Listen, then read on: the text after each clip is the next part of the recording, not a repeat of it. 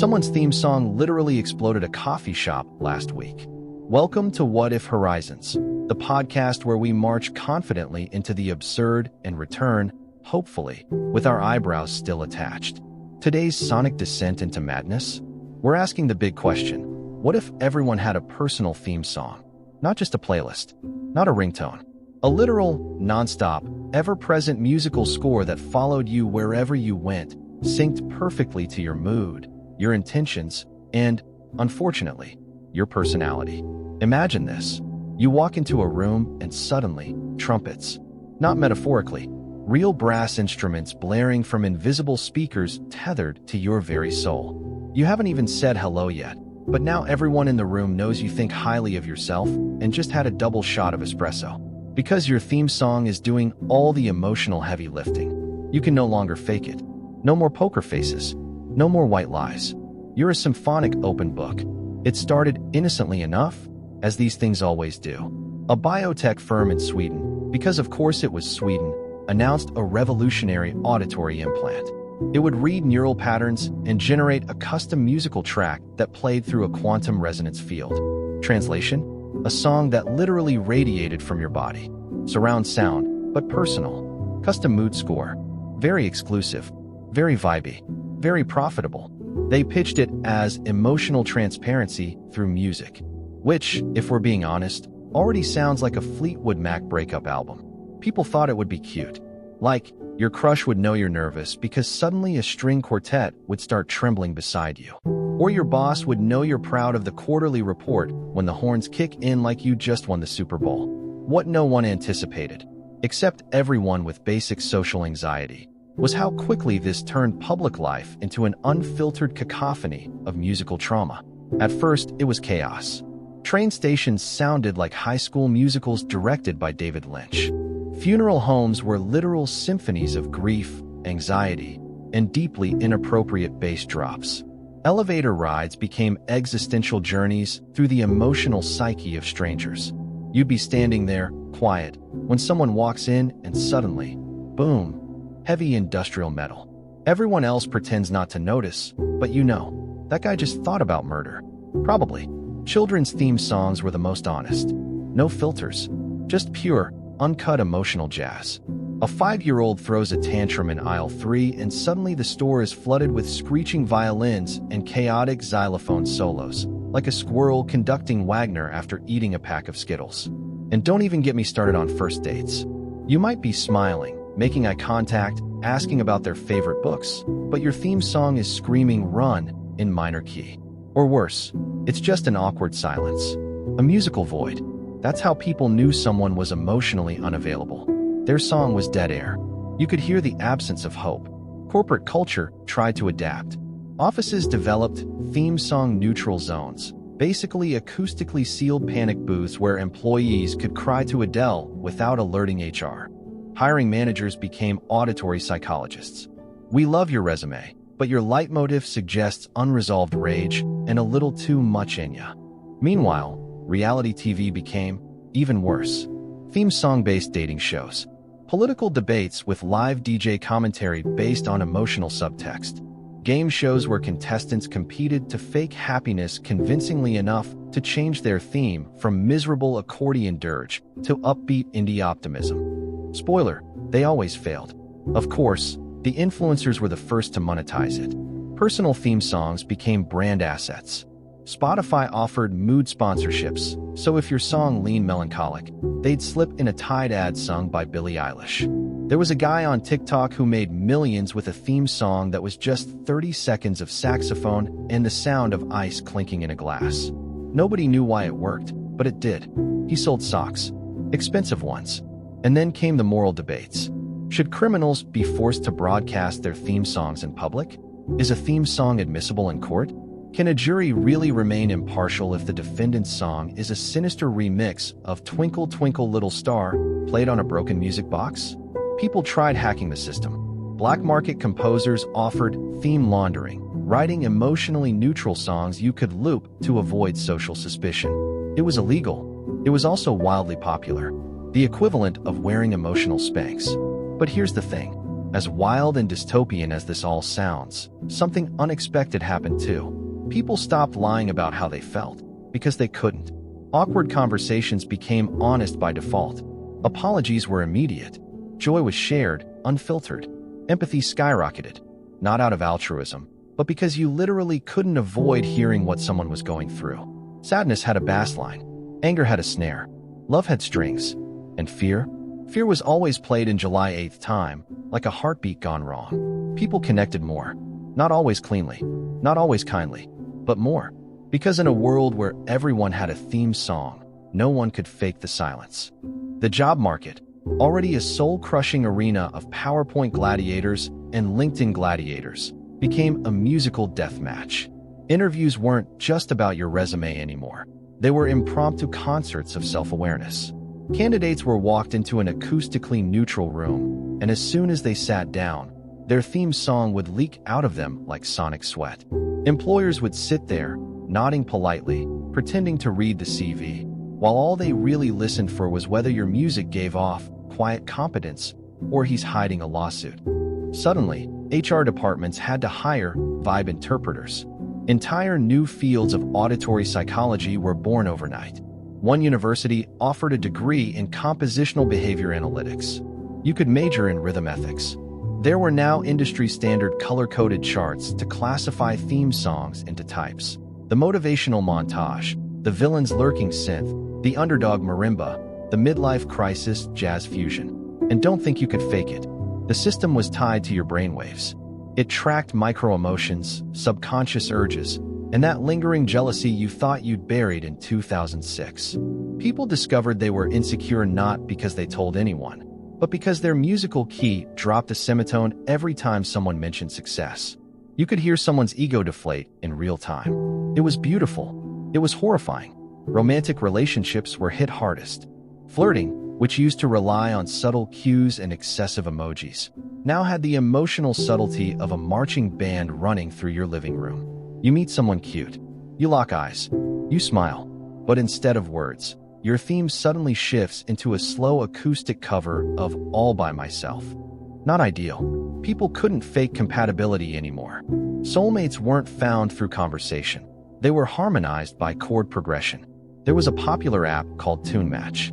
It didn't swipe based on looks or bios, but on song compatibility.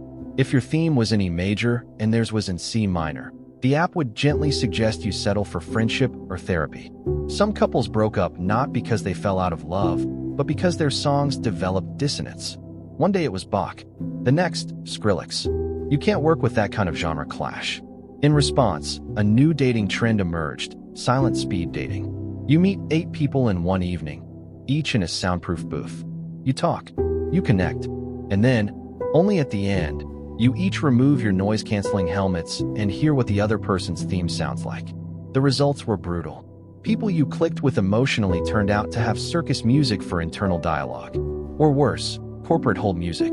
But it wasn't just personal life that got weird. Politics devolved, if you can believe it, even further. Debates were now scored like musicals. Every time a politician lied, their background tune would glitch slightly or change key. The public got so good at detecting musical deceit that spin doctors had to retrain as composers. A good campaign now needed not just a platform, but a catchy 8-bar refrain. One senator's re-election campaign was torpedoed when his theme song, which had previously been a rousing patriotic march, spontaneously morphed into the soundtrack of a haunted doll movie after someone asked him about healthcare funding. Religious institutions were split. Some claimed the theme songs were divine revelations. Others saw them as demonic surveillance. A fringe cult emerged that believed achieving harmonic silence was enlightenment, the sonic equivalent of nirvana. They walked around in tuned resonance suits, humming dissonant frequencies at each other to cancel out their own emotional melodies. Nobody liked being around them, not because of their beliefs, but because they always sounded like microwave interference. Meanwhile, the legal system scrambled to adjust. Judges now wore sonic filtration helmets to avoid being swayed by a defendant's heartbreak ballad. One high-profile case saw a jury acquit a man accused of tax fraud purely because his theme song made everyone cry uncontrollably during testimony. It was later discovered he'd illegally synced his neural rhythm to Adele. He served time for emotional manipulation. There were, of course, those who opted out entirely. The silent ones. People who underwent a risky procedure to disable their auditory implants. They became legends. Ghosts. No music. No presence. Just stillness. But even that was a statement. When someone with no theme walked into a room, the silence screamed louder than any melody. And so, society adapted. It always does. The grocery store had genre lanes. Classical for quiet shoppers. EDM for those in a rush. Jazz fusion for people who didn't know why they came here in the first place. Public transit became a symphony of desperation and passive aggression. Gyms turned into full-blown orchestral festivals. And airports? Airports became hell. No further explanation needed. But under all the noise, something began to shift. People started noticing the patterns. That the happiest people weren't those with the brightest melodies, but those with music that changed, fluidly, fearlessly. The ones who let their pain sing and their joy stumble. The ones whose imperfections played out like jazz. Unpredictable. Human. Naturally, the advertising industry sunk its teeth into the trend like a pack of wolves discovering a jazz festival. Personalized ads became even more insidious. Walking past a billboard no longer just triggered a location-based pop-up on your phone. No, it now scanned your theme and adapted in real time. If your music was in a minor key with a tempo under 60 BPM, the billboard would morph into a somber image of a cozy weighted blanket, a tub of ice cream, and the slogan, "Feel better, drown in fudge." One poor soul whose theme consistently sounded like Gregorian monks being attacked by synthesizers was bombarded with ads for anxiety supplements, hug pillows, and emotionally supportive succulents. He eventually moved to the woods, not because he hated society, but because trees didn't sell mood-based furniture. The fashion world spun off into pure chaos. Your clothes were no longer about fit or color, they had to match your theme song. People wore dynamic fabrics that changed hue and texture based on their music. Mood-based couture became the new black. If your melody leaned jazzy, your jacket would suddenly sport shoulder pads and sequins. If your tone dropped into ambient despair, you'd be wrapped in shawls that looked like they'd been wept on by distant relatives. It wasn't uncommon to see someone walk into a meeting in full heavy metal leather because they had just received a passive-aggressive email and couldn't change into something more Baroque office casual fast enough. Social faux pas were everywhere. One guy was kicked out of a wedding for showing up in bright yellow rave gear with dubstep blaring out of his soul. He claimed he was just excited to see cake. There was even a black market for theme consultants, underground musicians who could temporarily remix your emotional frequencies. They didn't actually change how you felt, of course, but they massaged your song into something cooler, sleeker.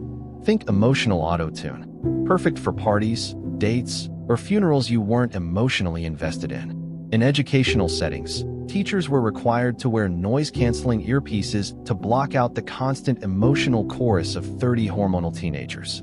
Classroom discipline became a strange kind of musical warfare. The teacher would try to keep the room in C major, but the students would bombard her with syncopated rebellion in G minor.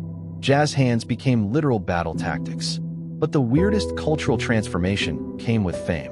No longer did people idolize celebrities for their looks or their wealth. They worshipped their themes. Online forums popped up dissecting famous people's chord progressions. Did you hear how Dua Lipa's theme modulated during that interview? She's clearly hiding something. Pop stars began releasing their themes as singles. This one represents my Tuesday breakdown, but also my triumph over lactose intolerance. The top of the charts was dominated by the theme elite, those rare individuals whose inner music was so hypnotic, so transcendent, it made people cry in elevators. One politician got elected purely because his theme was a lush waltz that made everyone want to trust him and eat strudel. He turned out to be a disaster, of course, but at least everyone danced their way through the apocalypse. Meanwhile, children born after the theme revolution never knew silence. From the moment they exited the womb, their song began. Doctors started using infant theme patterns to predict personality traits. Your daughter is in a complex 5 out of 4 rhythm with French horn accents. She's either going to be a poet or a very specific kind of cult leader. Naming ceremonies became concerts. Parents no longer chose names based on tradition or family history. They let the theme decide. If the melody was mystical, the child became Lyra. If it had punk rock influences, maybe Spiketon. And if the theme sounded like Windows XP crashing while underwater, well, better start saving for therapy now. Then there were the extremists, the purists, people who believed the theme song was not just a reflection of self, but the true self. They held musical baptisms, excommunicated relatives whose themes modulated too often, and wore key purity badges. Their leader, Pastor B. Sharp, held mass choirs where people chanted their internal themes in harmony, trying to summon divine vibrations or just really loud complaints from the neighbors. By this point, society was no longer organized by geography or class, but by genre. You didn't ask someone where they were from. You asked, "What's your key signature?" Dating apps, workspaces, even cities sorted people into musical clusters. "Oh, you're from New Orleans? That's a jazz major town.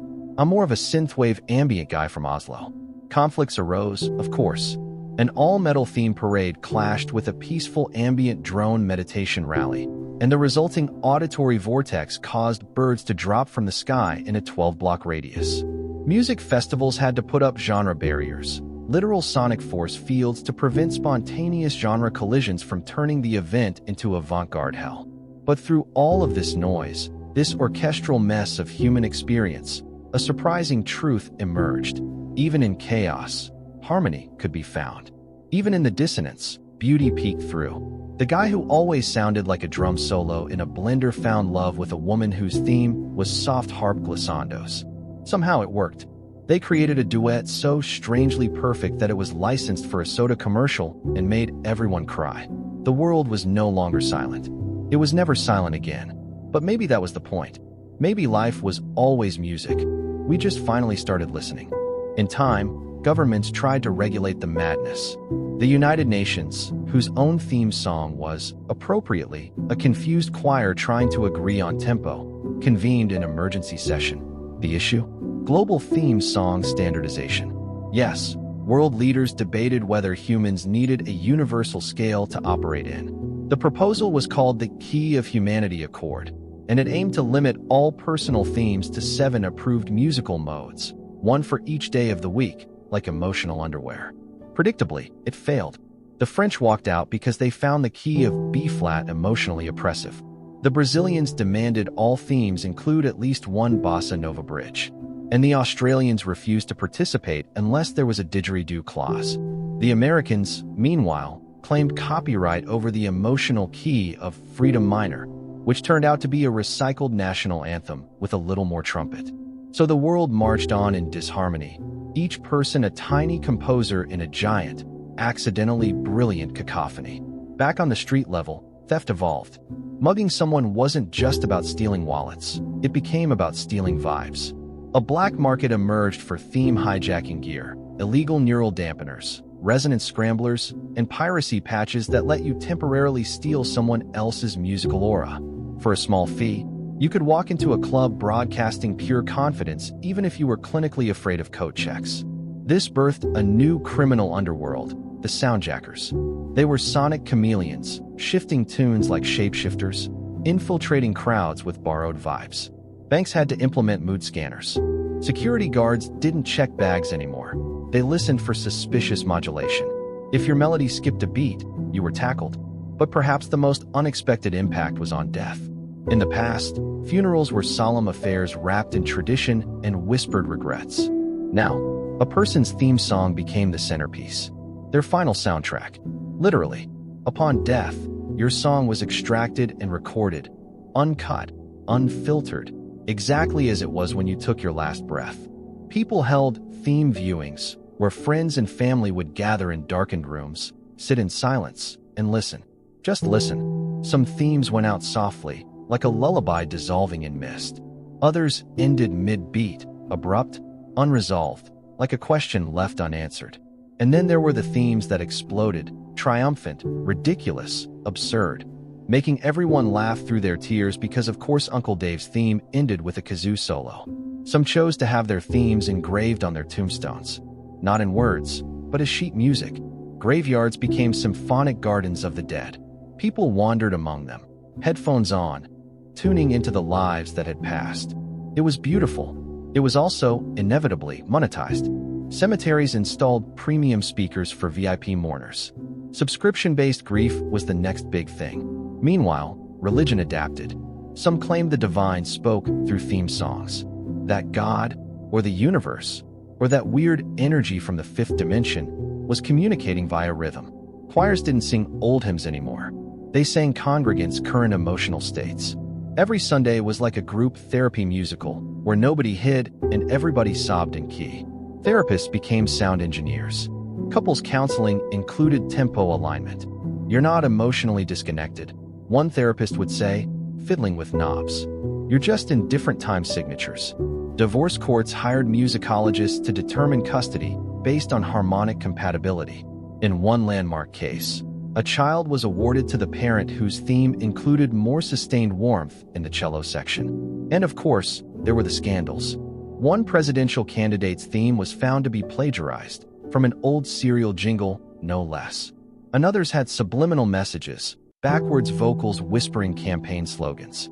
A tech CEO was caught looping a happiness sample over his deeply nihilistic reel tune.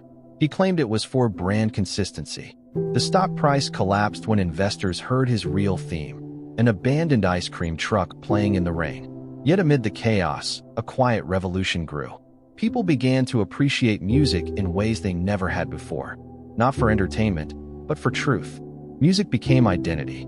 People weren't judged for their appearance or their income. They were judged for their crescendos, their bridges, their refrains. And in that raw exposure, something magical happened. Humanity grew more honest. Not always nicer, not always kinder, but more real. There was less pretending, more connection. A stranger on a train could hear your sorrow and offer a silent nod that said, "Me too."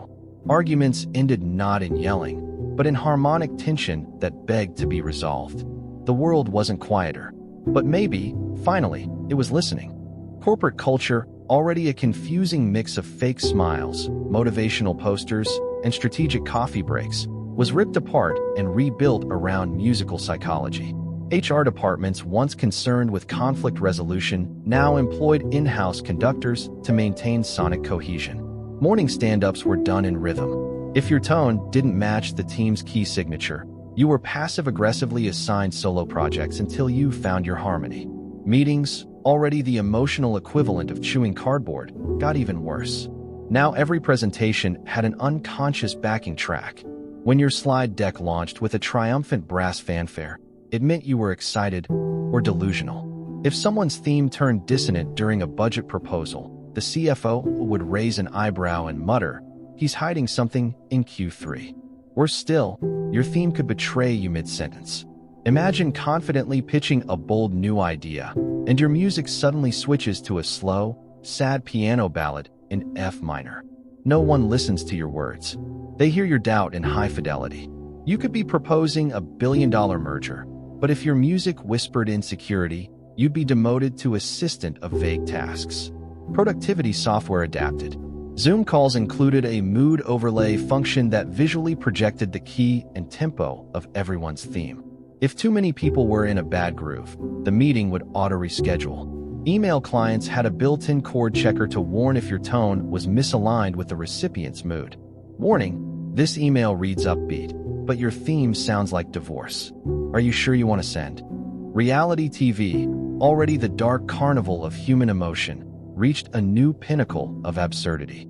A breakout hit show called The Key of Me followed contestants who had to perform physical and emotional challenges while keeping their theme song stable. One contestant was eliminated after their music spontaneously broke into circus polka during a heartfelt confession. Viewers didn't vote based on strategy or skill anymore. They voted based on vibe integrity. If someone modulated mid-sentence, they were accused of being emotionally inauthentic. One woman won the entire season without saying a word. Her music alone told a story of resilience, trauma, redemption, and possibly aliens. She signed a book deal the next day titled My Theme, Myself. In politics, things reached peak absurdity when a rogue senator, let's call him Senator Hank, launched a revolution using nothing but sound. His strategy? Honesty. Total musical transparency. He stopped masking his fear, his shame, his hopes. His theme fluctuated wildly, from elegiac cello solos to full-on disco anthems, often within the same speech.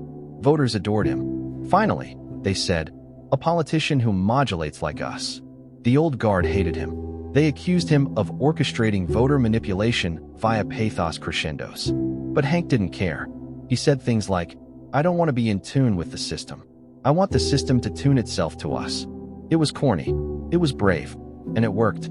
Inspired by him, people began composing with intention, not just reacting emotionally, but shaping their musical signature to become who they wanted to be. There were late-night theme coaching classes, emotional gymnasiums where people trained to hold key stability under stress. Mantras were replaced by mantras with rhythm. Affirmations were now in 3/4 time. Some went too far. The self-help industry jumped in with pre-recorded success melodies that promised to restructure your sonic DNA.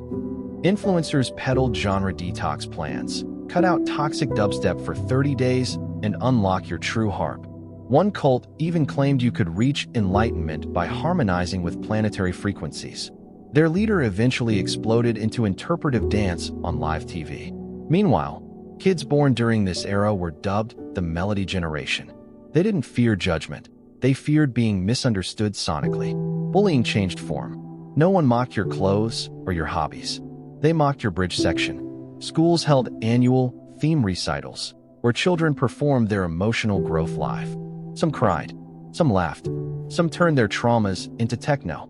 Everyone clapped. Social media was transformed. Likes and follows meant nothing without melodic resonance. Algorithms didn't just analyze what you posted, they listened. An influencer could gain millions of followers just by having a theme that made people feel slightly more attractive on Thursdays. Others were banned for being orally toxic. Cancel culture was now played in B-flat minor. But through the mess, the chaos, and the commercialism, something amazing kept happening. People connected. On subways, strangers who once ignored each other now nodded, recognizing familiar motifs. A man humming his tune might be joined by a woman whose theme blended with his imperfect counterpoint. They wouldn't speak. They didn't have to. And every so often, a lone person walking down a street would suddenly hear another's theme in the distance. They'd pause, turn, smile. It was like spotting an old friend you never knew you had. Just two melodies brushing past each other in the soundtrack of the universe. The military-industrial complex, which had already spent decades turning emotions into algorithms and deserts into war zones, was not going to let theme songs remain just a quirky social development. No, they saw opportunity. Melodic intelligence became the new arms race. Forget nukes or drones. Now, entire nations competed to produce sonic dominance. Enter resonance warfare. Think of it as psychological operations turned symphonic. Countries developed audio weapons capable of disrupting enemy morale by injecting dissonance into personal themes. A covert operation in Eastern Europe reportedly collapsed a regime by detuning its leadership's themes in real time, making the prime minister's soundtrack resemble a melting ice cream truck crashing into a haunted carousel. Troops were outfitted with harmonic stabilizers. Tanks blared their crew's theme music while rolling through enemy territory to boost morale, or utterly confuse the locals. Some soldiers had adaptive soundtracks that shifted to the rhythm of their breathing, creating a kind of battlefield ballet, terrifyingly elegant and absurdly choreographed. But it didn't stop there. Hackers, naturally, got involved. Tunejacking became a digital crime epidemic. If someone accessed your metadata and spliced in a looping motif of despair, you could be emotionally incapacitated for days. Banks began offering theme insurance. Therapists trained as audio forensic analysts. One man sued his ex for malicious modulation after she altered his theme to include accidental banjo twangs. Public spaces reacted accordingly. Malls installed key neutralization zones so shoppers wouldn't be overwhelmed by clashing harmonies while deciding between two identical brands of shampoo. Airports required musical passports. Your theme had to match the declared emotional tone of your destination, or you'd be rerouted through Detroit, the default buffer city for unresolved chord progressions. Meanwhile, underground resistance movements formed around one dangerous idea: silence. Yes, silence had become taboo. illegal in many regions, seen as threatening. Because in a world where everyone had a theme, silence meant secrecy, suspicion, rebellion. The silentists, cloaked in noise-canceling robes, gathered in abandoned echo chambers to escape the sonic panopticon. They meditated not to find inner peace, but to reclaim the right not to be heard. Naturally, they were hunted, not by soldiers, but by tune enforcers, agents with perfect pitch and weaponized earworms. A single hum note from them could fracture your melody. Rumor had it one enforcer once hummed a D-sharp so powerful, it caused a politician to confess to embezzlement and spontaneously compose a bossa nova apology. But resistance grew. Artists fought back not with guns, but with music. Protesters marched through city squares in harmonic unison, their collective theme shaking buildings and cracking authoritarian egos. They carried signs like, "My tempo, my truth," and "Down with dissonance." One protest turned global when a 6-year-old child's theme, a delicate motif full of curiosity and hope, was broadcast during a riot. It brought silence, then tears, then policy change. Meanwhile, commercial interests tried to co-opt the movement. Companies launched silent mode headphones, which didn't actually create silence, but instead played the sound of what they thought silence felt like. It included whale sounds, ambient rainfall, and one man from Oregon quietly apologizing for capitalism. But for many, true silence became the ultimate status symbol. Wealthy elites built anechoic chambers into their homes, rooms so acoustically dead that even your heartbeat became deafening. They paid absurd sums to theme butlers, professionals trained to keep their employers' theme suppressed in public through discrete vibrations and suppressive harmonics. Some took it further. A cult in Scandinavia called the stillness believed that erasing your theme entirely would make you godlike. Their leader, known only as Mute Prophet, never spoke and never emitted a theme. Some say he was dead inside. Others say he had achieved perfect resonance with the universe and simply didn't need melody anymore. On the fringes, theme mutation became a black art. Fringe scientists experimented with splicing human themes with those of animals, machines, even AI-generated patterns. One horrifying incident involved a man who injected his theme with a jazz algorithm from a predictive music app. He spent 3 days scatting uncontrollably until he was sedated with elevator music. Still, the question lingered. In a world saturated with sound, who was truly authentic? If your theme could be hacked, enhanced, marketed, mimicked, what did it even mean anymore? Was your song you? Or just a feedback loop shaped by trends, trauma, and Spotify's recommendation engine? In the midst of this uncertainty, a new philosophical movement emerged, melodism. Its central belief was that everyone's theme, no matter how chaotic or broken, was sacred, not because it was perfect, but because it was uniquely human. Melodists gathered not to judge or harmonize, but simply to listen. Not with critique, but with curiosity. They believed that the cure to society's dissonance wasn't more control, it was more compassion. That the world didn't need perfect harmony. It needed courageous cacophony. The willingness to hear one another's off-key pain and not turn away. That perhaps, just perhaps, the ugliest melodies held the deepest truths. It began with a blip, a cosmic hiccup. Radio astronomers in Chile were scanning the cosmos for fast radio bursts when they stumbled upon something groovy. A repeating sequence, 12 notes, syncopated, harmonically sophisticated. At first, they thought it was a glitch, then a prank, then an elaborate jazz advertisement by Sentient Stardust. But no, this was extraterrestrial, and it was music. The world collectively paused its internal soundtrack and tilted its ears skyward. Aliens, it turned out, weren't just reaching out, they were composing. Their message wasn't in words. It was a response. To us. To the Earth's great global mixtape, now permeating space like a badly curated DJ set with emotional issues. And apparently, they had thoughts. NASA convened an emergency session of musicians, linguists, and therapists. The president asked Yo-Yo Ma to translate the mood. He cried quietly and said, "It's complicated. There's jazz, but there's also regret." A Harvard ethnomusicologist sobbed into a dulcimer and declared, "They've heard our heartbreak and sent back a melody that forgives us." Within weeks, Earth had its first confirmed interstellar jam session. Aliens began transmitting theme replies, sonic interpretations of specific human tracks. One woman in Peru discovered her personal theme had been transformed into a choral fugue in 7 dimensions. A man in Sweden received an alien remix of his sad techno lullaby that now included celestial flutes and what sounded suspiciously like a remorseful walrus. It was beautiful. It was terrifying, because with every alien melody came a message, not in language, but in emotional key signatures. They knew us. Not our words, not our weapons, not our histories. They knew our vibes, and they weren't impressed. A dissonant tone rippled through the responses, a kind of cosmic side-eye. The aliens didn't judge our wars or our pollution. What unsettled them was our disharmony. 7 billion themes, all screaming for attention, colliding without rhythm or pause. We were, in their terms, a species out of tune with itself. Cue the panic. Governments scrambled. Should we apologize? Rebrand.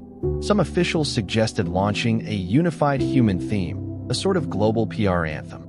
After much debate, they commissioned an anthem written by a panel of diplomats, songwriters, AI, and 3 monks with perfect pitch. The result was a tepid orchestral track that sounded like a TED Talk trying to do yoga. The aliens responded with silence. And then a 4-note motif so devastatingly passive-aggressive, millions of people felt personally judged. One influencer quit the internet, citing melodic trauma. Religious groups split. Some believed the aliens were divine composers. Others saw them as cosmic critics sent to cancel humanity's entire emotional output. But amidst the chaos, art flourished. Musicians around the world began experimenting with alien motifs. Fusion genres emerged: Martian samba, deep space grunge, exo-Gregorian trap. Berlin hosted the first intergalactic open mic night, where humans performed hybrid themes to uncertain reviews. One alien composition, broadcast via ionized fog, caused a room of humans to laugh, cry, dance, and vomit simultaneously. It won a Grammy. Kids started learning alien scales in school. Music education expanded beyond Mozart and Drake to include hyperspatial tempo theory and tonal empathy exercises. Students wrote essays analyzing the emotional nuance of G, a note previously thought to be theoretical, but now confirmed to cause brief but harmless ego death when played correctly. Meanwhile, AI composers began to mimic alien styles, creating works so emotionally complex that humans could only listen for 30 seconds before needing a nap and a blanket. Critics hailed this as the rebirth of high art. Cynics called it existential music. The aliens' final message came not through notes, but through absence. A sudden silence across all channels. They had heard us, and now they were waiting, listening, watching, judging, or maybe just vibing. In their absence, humanity faced a question more unsettling than contact. What does it mean when someone stops playing back? People reacted in wildly different ways. Some fell into existential crises, unable to compose their theme without the comfort of celestial feedback.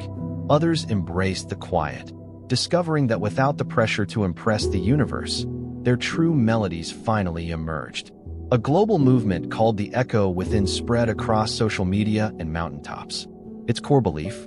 That humanity's greatest composition had not yet been played. That our dissonance was not failure, it was the sound of becoming. Becoming better, becoming whole, becoming worthy of harmony. And so, for the first time in history, the world took a breath. A collective pause. A moment not filled with noise, but with potential. A blank score, waiting to be written. The incident started quietly, as these things often do.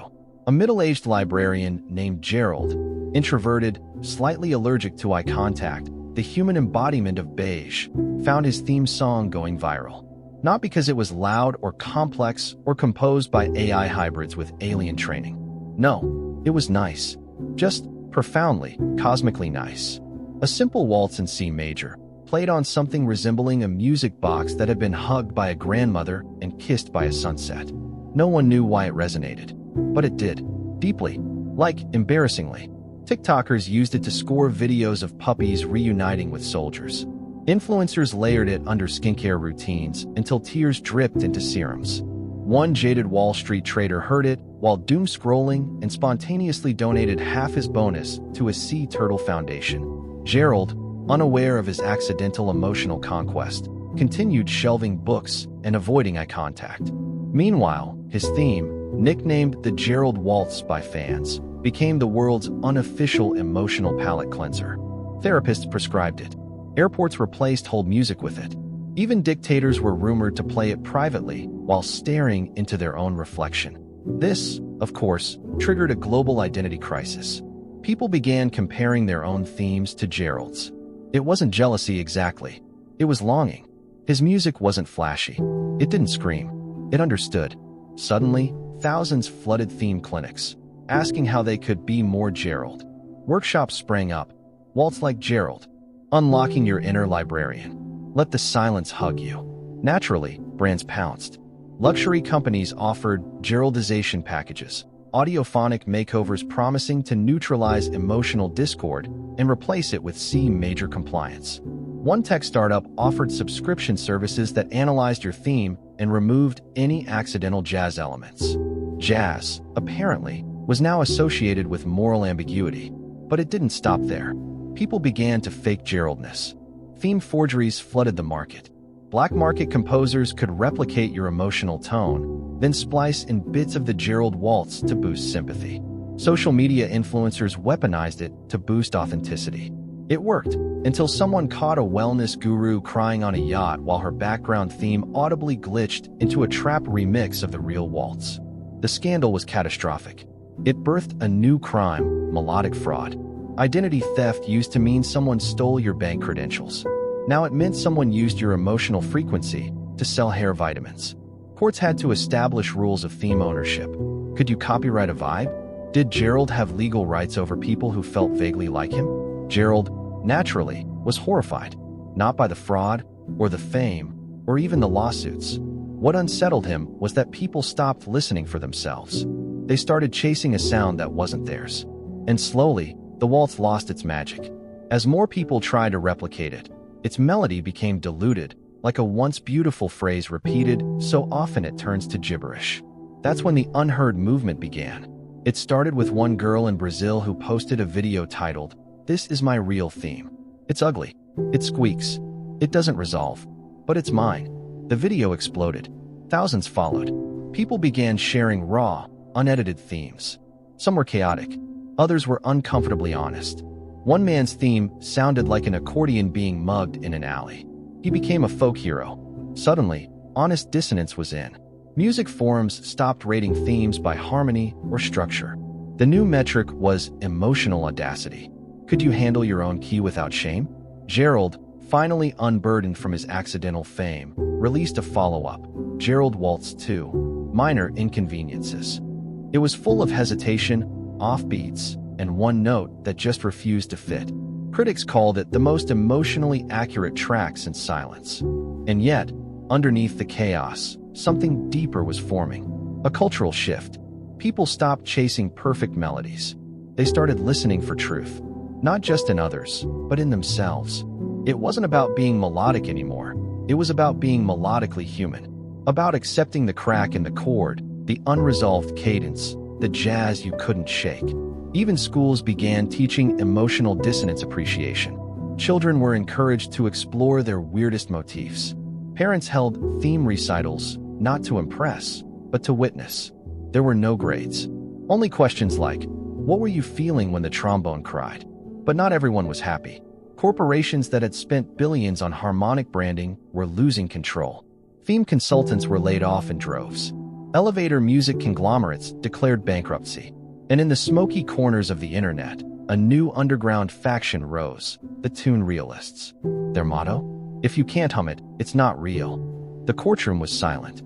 Not because it was respectful, not even because of the bailiff's warning, but because everyone was straining to hear it, the plaintiff's theme song, quietly playing under his breath as mandated by law.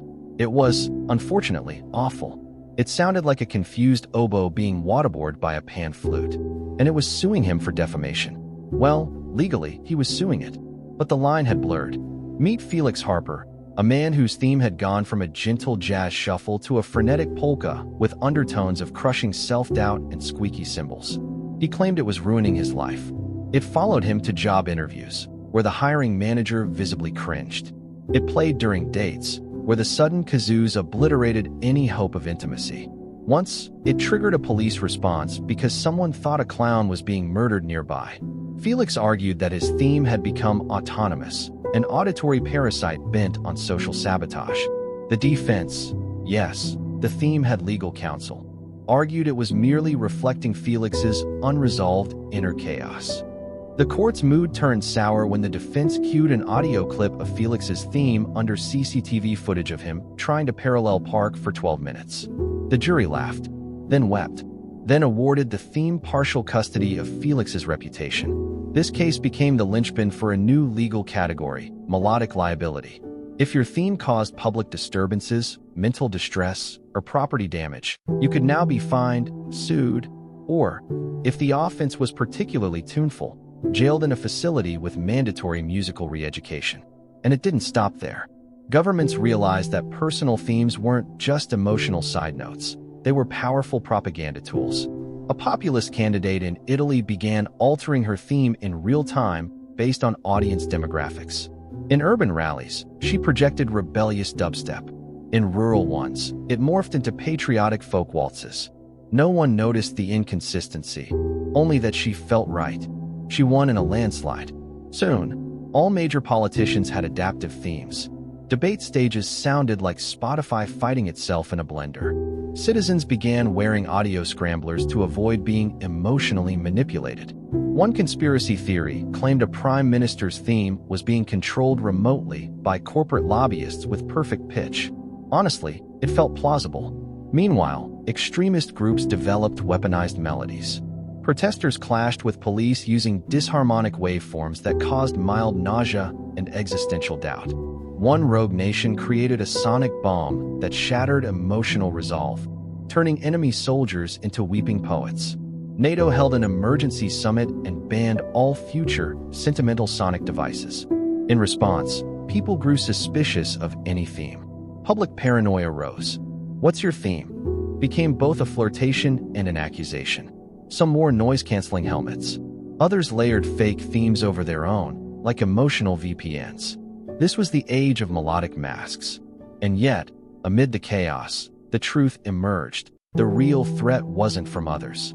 It was from yourself. If your theme betrayed your secrets, your regrets, your unspoken dreams, what then? Who were you if your music told the truth you couldn't admit? One viral video captured this perfectly. A man was caught stealing from a bakery. Not for money, but for bread. While the baker berated him, the man's theme played softly. It was heartbreaking. Minor chords, aching violins, a tremolo that whispered, "I'm trying." The baker paused, gave him the bread, hugged him. The video was shared 70 million times in 2 days.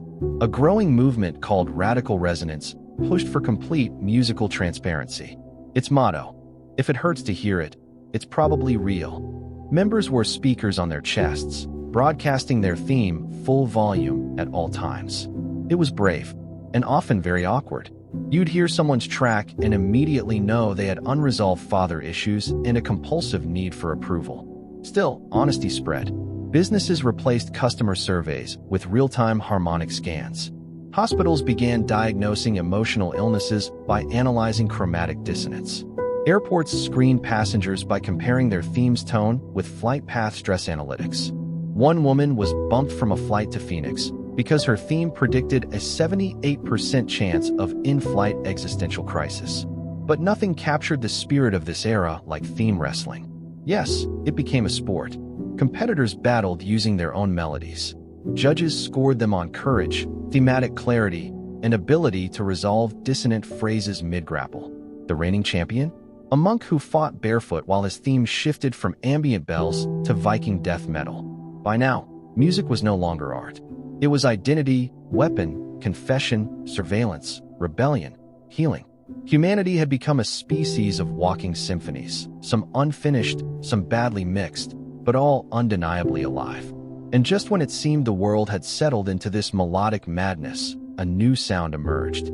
Not human, not alien, something else, something ancient.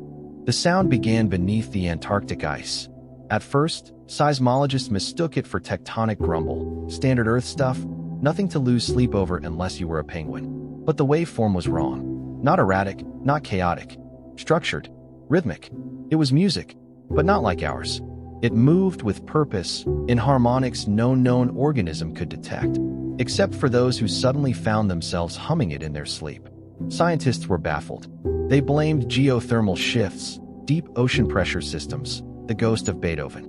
But as the sound grew clearer, the world began to listen. And what it heard was impossible, a melody older than memory, deeper than time. It didn't belong to anyone. It belonged to everything. Ancient temples began to resonate in sympathy. Certain stones vibrated. So did the bones of extinct animals. Fossils in museums quietly harmonized in display cases. Somewhere in the Himalayas, a monk wept without knowing why. In Tokyo, subway tunnels echoed the melody like forgotten lullabies returning home. It was as if Earth had remembered its song. This was the primal theme, a theory long dismissed as spiritual fluff by musical physicists. The idea that the universe, like a great orchestra warming up, began with a note. A pure, impossible note that shattered into fragments. And those fragments became stars, galaxies, humans, and their personal themes. We weren't composing songs. We were remembering them, playing echoes of an original chord too massive to hear. It meant every theme was not just a reflection of our emotions or psychology, but a shard of cosmic music, flickering like broken glass, trying to find its way back into the mirror. Cue the collective existential crisis. Suddenly, individual themes weren't just personal, they were sacred. A man with a dissonant chord wasn't broken. He was holding a piece of chaos essential to the balance of everything. A child's off-key trumpet solo might be the missing interval in a black hole's harmony. That woman humming to herself on the bus? She could be vibrating in tune with the Orion Arm's gravitational resonance. Governments launched emergency funding for harmonic mapping. Satellites equipped with deep-spectrum microphones scanned the planet, looking for areas that hummed in consonance with the primal theme. The Vatican declared all composers honorary saints. Spotify added a new category, ancient frequencies. And then came the rupture. A remote village in Mongolia reported complete silence. Not quiet, absence. Their themes were gone. Muted. Every person, animal, object, silent. When researchers arrived, they found the villagers smiling, serene, sitting in circles. They weren't sad. They said the music had returned to the source, that they didn't need it anymore. This began happening everywhere. Quiet pockets. People whose themes faded, then vanished. Not out of trauma, but completion. As if their melody had resolved. As if their presence in the grand song had served its phrase, and now they could rest. The rest of the world panicked, of course. Is silence death? Some asked. No, the silent ones replied. It's the coda. Movements formed. Some rushed to silence, hoping to accelerate their musical enlightenment. Others clung to their themes with desperate pride, blasting them in protests, in weddings, in war. One country declared its national anthem the final stanza of humanity and played it continuously for 47 hours before everyone collapsed from emotional exhaustion and unresolved bridges. But amidst the noise, something extraordinary happened. Themes began merging, not just blending, but harmonizing across space, culture, biology. A couple in Kenya and a farmer in Finland found their melodies creating a perfect counterpoint. Strangers meeting on subways would pause and say, "Did you hear that?" And from their speakers, two melodies would intertwine, briefly, beautifully. It became clear, we weren't meant to play alone. The earth wasn't a jukebox of individual tracks. It was an orchestra. We were instruments, tuning. The wars, the heartbreaks, the dances, the laughter, the discordant jazz, the elevator synth pop. It all had a place in the great composition. And maybe, just maybe, the aliens hadn't replied because they were listening, waiting for us to resolve our dissonance, to play something worthy of hearing, to hum not alone, but together. So, the world did something it had never done before. It listened. For once, there was no marketing, no branding, no curated vibe, no background music to drown out the silence. And slowly, from the quiet, a new chord emerged. It was uncertain. It was weird. It was deeply, wonderfully human. It was us. And that's the end of this episode of What If Horizons. If you found yourself nodding, laughing, crying, or tapping your foot to your own invisible melody, Share this episode with someone whose theme you love. Subscribe to stay in tune with future thought experiments. And remember, your weird little soundtrack? It's more important than you think. See you next time.